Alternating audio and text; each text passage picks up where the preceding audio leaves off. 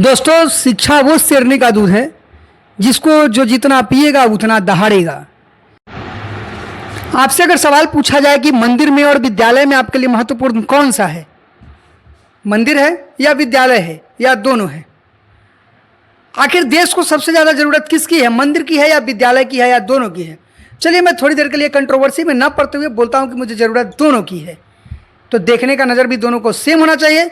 मैं इसी पे चर्चा करूंगा। पहले बता दूं कि मैं सत्तू भैया, नाम सत्यम कुमार हुआ, और चर्चा करता हूं विद्यालय पे।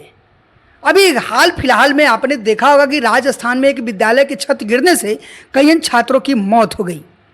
छात्र दम तोड़ दिए। हमको लगता है कि सरकारी स्कूल में पढ़ने वाले बच्चे किसी अमीर घर के नहीं रहे होंगे, ना किसी विधायक का बेटा रहा होगा, ना किसी मंत्री का बेटा रहा होगा, ना बहुत बड़े व्यापारी वर्ग से वो बिलोंग करते रहे होंगे। वैसे गरीब के बच्चे जिसके पिताजी दिहाड़ी मजदूरी करते होंगे, डेली 500 रुपये कमा के आते रहे होंगे, जिसमें बच्चों का लालन पालन करते होंगे, सही से न्यूट्रिएंट्स बच्चों को नहीं मिल पा रहा होगा, मानसिक विकास नहीं हो पा रहा होगा बच्चों को, फिर भी सरकारी स्कूल में रगड़ रगड़ के जीवन की ऊंचाइयों को छूने की जिद पाल के प्रतिदिन सरकारी स्कूल में जाने वाले बच्चे आखिर आज दम तोड़ दिया। जानते हैं आप एक बात, इसका जिम्मेदार कौन है? आप मुझे गाली देंगे, मैं सुनूंगा, लेकिन मैं एक शिक्षक हूं तो मैं उस विद्यालय पे बोलूंगा। उसका जिम्मेदार फिलहाल का सरकार है। अगर आप मंदिर के लिए लड़ाई लड़ते हैं, अगर आप मंदिर बनाते हैं, तो मैं उसका विरोधी नहीं हूं।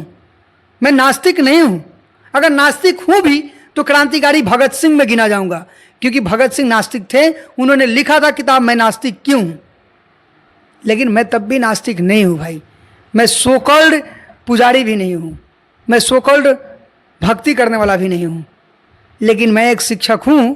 और मैं आपको बता दूं कि छत गिरने का वजह सरकार इसलिए है क्योंकि जो सरकार मंदिर के लिए विद्यालयों को बंद कर सकती है, जो सरकार मंदिर के उद्घाटन में पूरे विश्व स्तर पे एक योजना चला सकती है, क्या वो सरकार एक टूटी हुई बिल्डिंग इमारत को बना नहीं सकती है जिसमें बच्चे पढ़ने जाते हैं?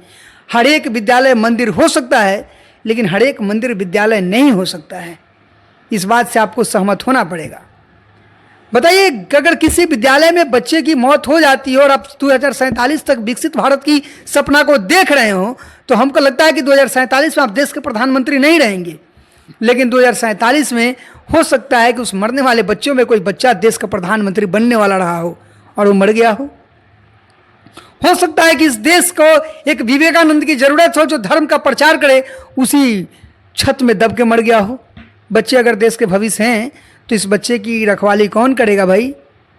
एक देश में अगर किसी मंदिर से मूर्ति की चोरी हो जाता, पूरा देश में हाहाकार हो जाता है। इस देश में अगर भाई वीरेंद्र पंचायत सचिव की मामला आ जाए तो पूरा देश में हाहाकार हो जाता है। लेकिन अगर इस देश में छत के गिर जाने के बाद बच्चे की मौत हो जाए तो हाहाकार कौन करेगा? हमने तो सुना है कि विद्या ददाति विनयम विनयाद याति पात्रताम पात्रत्वात् धनमापनोति धनात् धर्मम ततः सुख। शायद किताब में ही बड़े अच्छे लगते हैं जब पेज में सजाए हुए मिलते हैं और बचपन में हम पढ़ते हैं तो बड़ा मज़ा आता है पढ़ करके। मैं ये कभी नहीं बोलता कि आपने पढ़ाई पे शिक्षा पे काम नहीं किया है। आपका मैं तारीफ तब भी करता हूँ जब आप 30-30 एम्स भारत को देते हो। मैं तब भी तारीफ करता हूँ जब आप एक सुंदर इंफ्रास्ट्रक्चर देते हैं, रेलवे स्टेशन देते हैं।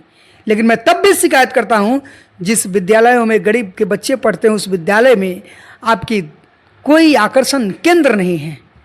आप उस विद्यालय के बारे में सोचते नहीं हैं। गलती तो राज्य सरकार की होनी चाहिए। आप कहेंगे तो राज्य में सरकार भी आप ही की है भाई साहब। आप देखिए ना भाई, बिहार में ही देखिए, एक जिला है दरभंगा या मधुबनी जिला है जहाँ पे आज भी विद्यालय नहीं है। एक बच्ची का रोता हुआ वीडियो वायरल हो गया जो मैं अभी आपको दिखाऊंगा। बिल्डिंग बना दे, तकलीफ होता है बहुत। पढ़ने में बारिश होता तो इधर उधर भागना पड़ता है। धूप भी लगता है तो भागना पड़ता है इधर उधर। बहुत तकलीफ होता है नहीं? हाँ। तो बारिश होती है तो क्या करती हो? घर चली जाती हो? कि छूट हाँ। जाती हो घर? घर चले जाते हैं। फिर छूटता है तो आती हो? हाँ, छूटता है तो आ जाते, फिर पढ़ते हैं। ये सब भीग भी जाता है ना तो कहीं कहीं पे बैठते हैं। बिल्डिंग बना दे, स्कूल बना दे। सच में दोस्तों, इसको या तो टाल दिया जाए, होनी बोल करके टाल दिया जाए, होनी था, होना था, जो लिखा था सो हो गया, या इसके प्रति संवेदनाएं दिखाया जाए और सरकार के खिलाफ में एक एक पोस्ट किया जाए, एक एक शेयर किया जाए कि सरकार की एक निकम्मी सरकार की गलती थी जिसकी वजह से भवन स्कूल की छत गिरी। मंदिरों के लिए मैं शिक्षा पे वीडियो बना रहा हूं, मैं खुद पॉलिटिकल वीडियो नहीं बनाता, कंट्रोवर्सी में मजा नहीं है भाई, अपना काम करता हूं, अपना परिवार चलाता हूं। लेकिन किसी ने पोस्ट किया, किसी नेशनल न्यूज ने इस तरह से कवर किया गया, सरकार को किसी ने घेरा गया, और आपके हाथ में अगर 15,000 का फोन है तो एक पोस्ट करने में क्या जाता है भाई। जब आप किसी बेटी के साथ रेप होता है, रोड पे कैंडल मार्च करते हैं तो बड़ा अच्छा लगता है कि देश में आज भी इंसानियत जिंदा है। लेकिन इतने सारे बच्चे के मरने के बाद आप कोई प्रतिक्रिया नहीं दिखा रहे हैं। जानते हैं क्यों? क्योंकि यहाँ पे सरकार पे उंगली उठानी है और आप चाहते हैं कि सरकार पे उंगली नहीं उठना चाहिए। पक्ष और विपक्ष दोनों को बच्चों के संवेदनाएं के साथ खड़ा होना चाहिए और सरकार को इसकी जिम्मेदारी लेनी चाहिए। जिस तरह से नीतीश कुमार रेल मिनिस्टर होने के बाद, रेल मंत्री होने के बाद, रेल दुर्घटना के बाद उसकी जिम्मेदारी अपने आप पे लिया था, इसी तरह से वहां के सरकार को, शिक्षा मंत्री को भी जिम्मेदारी लेनी चाहिए और उसका 302 का मुजरिम शिक्षा मंत्री को बनाया जाना चाहिए और उसको सलाखों के अंदर फेंक देना चाहिए। जानते हैं साहब, मंत्री बनना, विधायक बनना एक खेल हो चुका है। 3 करोड़ रुपया में टिकट लीजिए, 5 करोड़ में मंत्री बनिए और पूरी तरह से राज्य को लूट लीजिए। शिक्षा का जो भी बजट है कोई नहीं पूछने जाता है, पूरा लूट खसोट मचा हुआ है। इसके लिए सॉरी अगर कुछ ज़्यादा बोल गया हूँगा, लेकिन अगर सही बोल गया हूँगा तो आप हमारे वीडियो को शेयर कीजिएगा। धन्यवाद।